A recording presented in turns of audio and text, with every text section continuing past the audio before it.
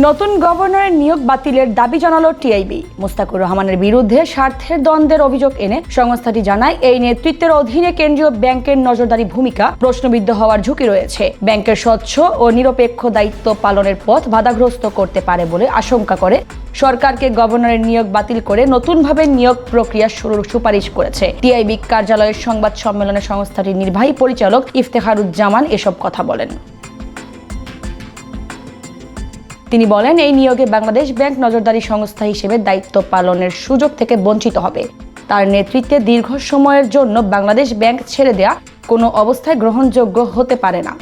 এর সাথে জড়িত ব্যক্তি বা প্রতিষ্ঠানকে আবার কর্তৃত্বে ফিরিয়ে আনা রাষ্ট্রের জন্য অকল্যাণকর হবে বলেও সতর্ক করেন। এর পাশাপাশি বিতর্কিত ব্যবসায়ী এস আলমের দেশে ফেরার সম্ভাব্য সংশ্লিষ্টতা নিয়েও প্রশ্ন ওঠে। এর উত্তরে সংস্থাটির নির্বাহী পরিচালক বলেন, এর পেছনে ষড়যন্ত্র থাকলে সরকারের উচিত নিরপেক্ষ তদন্ত করে পদক্ষেপ গ্রহণ করা। প্রশাসনের বিভিন্ন পদে জোরপূর্বক রদবদল নিয়েও উদ্বেগ প্রকাশ করে টিআইবি। বলেন, রাজনৈতিক প্রতিশোধের সংস্কৃতি প্রতিহত করতে না পারলে সরকারের জন্য আত্মঘাতী হবে। একটি ভুল পদক্ষেপ প্রতিপক্ষকে সুযোগ করে দিতে পারে বলে সতর্ক করেন। সরকারের কিছু বক্তব্য এবং পদক্ষেপ সম্ভাবনার পাশাপাশি ঝুঁকিরও ইঙ্গিত দিচ্ছে বলে মন্তব্য করেন ইফতেখারুজ্জামান।